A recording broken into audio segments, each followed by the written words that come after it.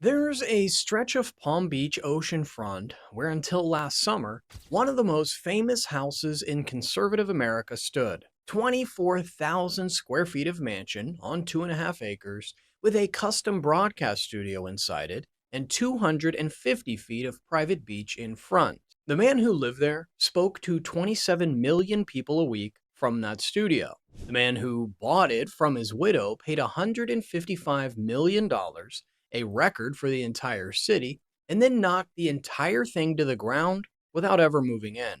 The woman who handed him the keys hasn't said a public word in 3 years. Rush Limbaugh built an empire meant to outlive him. He ended up leaving it to the only person willing to let it disappear. Before we get into it, don't forget to like and hit that subscribe button to get more stories behind the people you thought you already knew. The answer starts with what is already gone. In March of 2023, a billionaire named William Lauder paid $155 million for a stretch of Palm Beach oceanfront and the 5 buildings sitting on it. The number set a record for the entire city, exceeding what hedge fund titan Ken Griffin had paid for 4 nearby properties combined a decade earlier. The seller had bought the original lot back in 1998 for under $4 million. Lauder is the executive chairman of Estee Lauder, the cosmetics dynasty, and he is not a man who shops at this price point for a place to put his furniture. He raises things. 2 other Palm Beach lots that he purchased earlier had already met that fate, cleared and combined and listed as a single empty parcel for $200 million. So the writing was on the wall the moment the Limbaugh sale closed.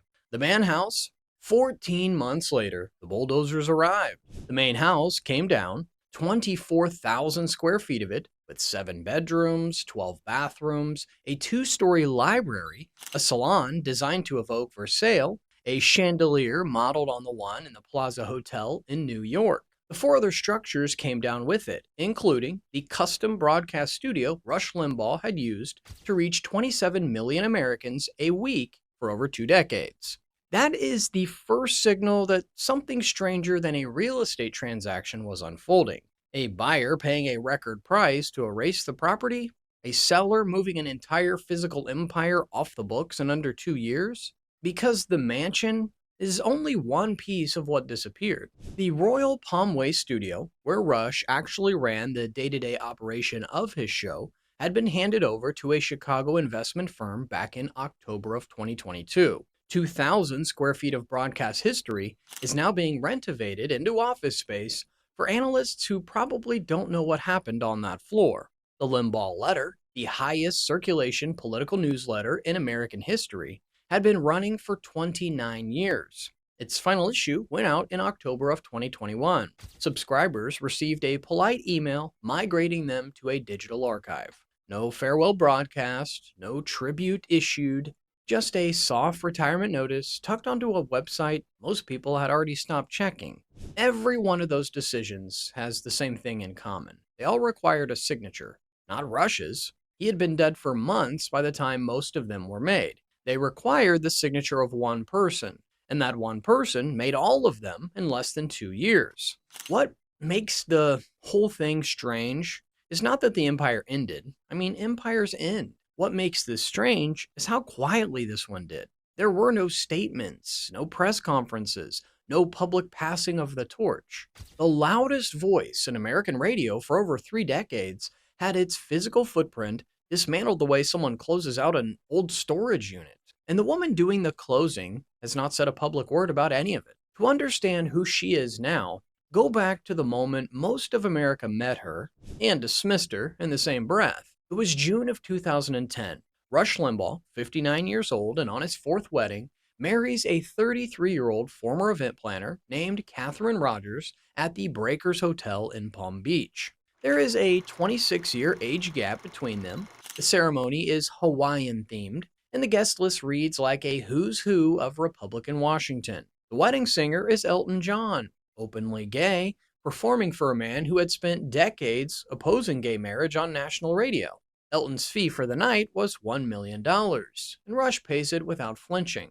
This is the kind of detail that turned the wedding into a punchline before the reception even ended. Gawker hired a plane to fly over the venue, trailing a banner congratulating Rush on his fourth marriage. Cable comedians spent the week riffing on the Elton John of it all. The whole event got filed away in public memory as just one more chapter in an increasingly comic biography of America's most polarizing radio host. America looked at the optics, they laughed at the optics, and then they moved on.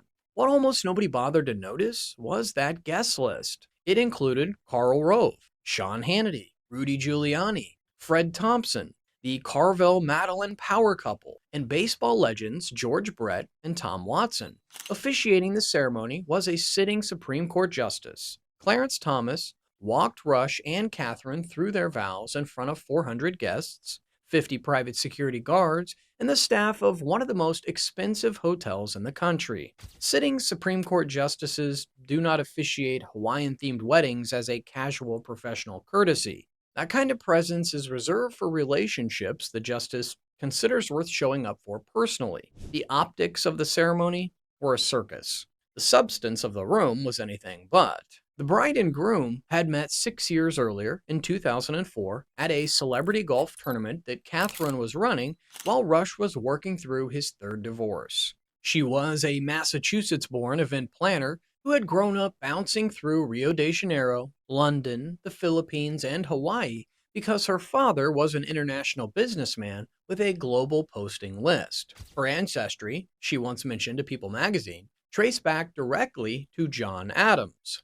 About the age difference, she told the same outlet she sometimes could not relate to people her own age. That is not a small thing to drop into a society profile. It tells you how this marriage was being introduced to the world.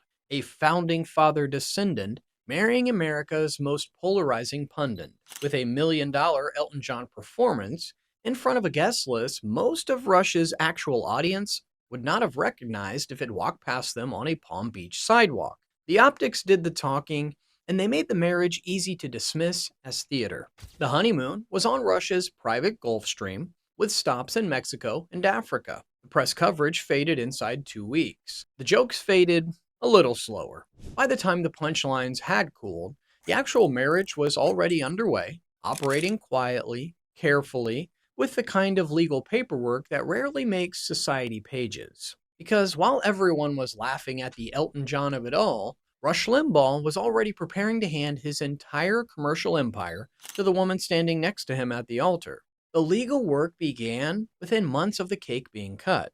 In 2010, the same year as the wedding, Rush and his new wife filed paperwork in Florida, creating a holding company called Carl. The acronym spells out Catherine Adams Rush Hudson Limbaugh, with her name placed before his. Carl listed exactly 2 employees, the husband and the wife.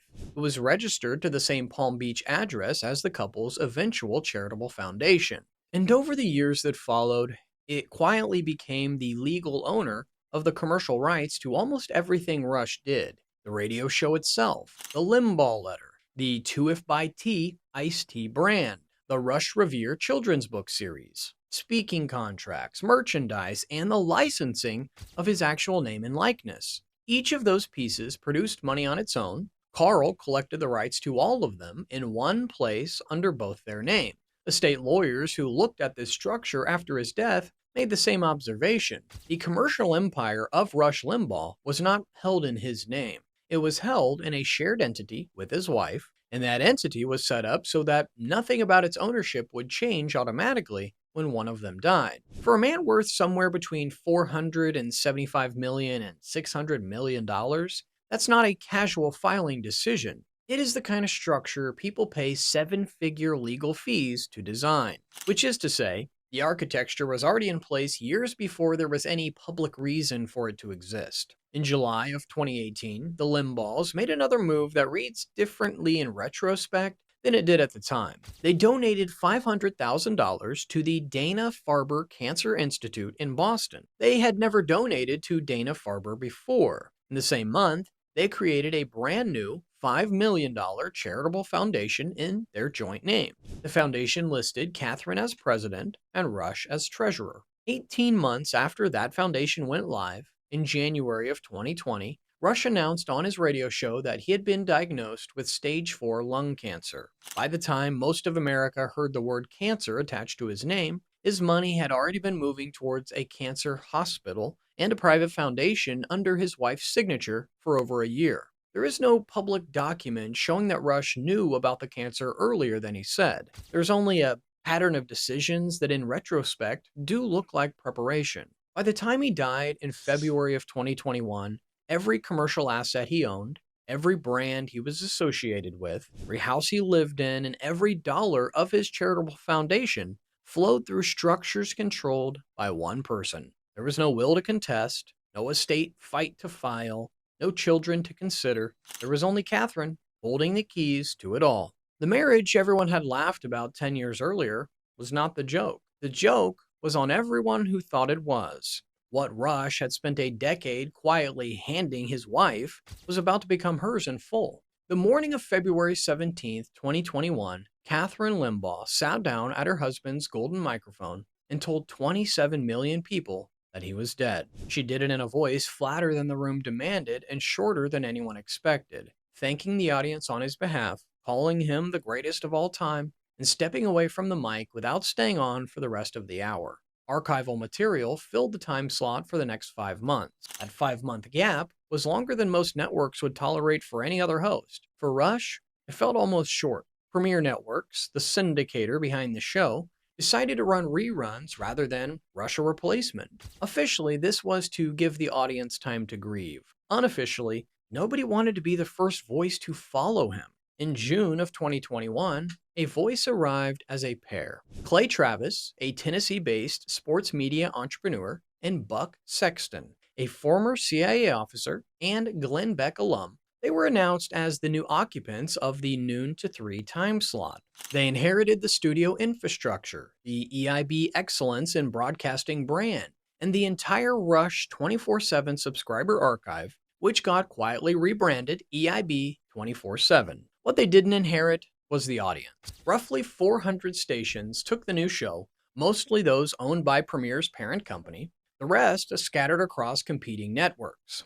Cumulus dropped Dan Bongino into the time slot. Odyssey briefly tried Dana Loesch before pushing her to late nights. And Salem Radio Network split the hours between Dennis Prager and Charlie Kirk. A handful of independents took the 3 hours back for local programming. Some dropped political talk altogether. The most listened to political program in American history fragmented inside a single broadcast week. The audience that had once tuned in to a single man at the center of American conservatism now had to choose between 5 different shows on 4 different networks. Talkers, the trade publication that estimates radio audiences, pegged Clay and Buck's listenership at around 9.75 million by May of 2024, with Bongino at 8.5 and Loesch at roughly 8. Add them all together, and the total still falls short of what Rush carried alone at his peak. That's what an empire looks like when it stops being one. It's not a collapse, but a division. While the audience was being parceled out, something quieter was happening on the family side of the ledger. David Limbaugh, Rush's younger brother and longtime attorney, started appearing on faith podcasts and conservative radio shows to talk about his older brother's final year. He gave Joel Rosenberg a 90-minute interview about Rush's spiritual journey, sat with Steve Deese for 2 hours, appeared on Frank Turek's Apologetics show, and wrote tribute pieces for Fox News. The same set of stories about his brother's faith, his suffering during chemotherapy, and his final months got told over and over. David was, in effect, conducting the public memorial. Catherine didn't. There was no lawsuit between them, no public statement of disagreement, no will contest. There was just no estate to contest because everything had already been transferred years before. But there is a pattern visible in plain sight. The younger, the brother who knew Rush longest, is touring the country talking about who he was. The widow, who legally owns everything Rush left behind,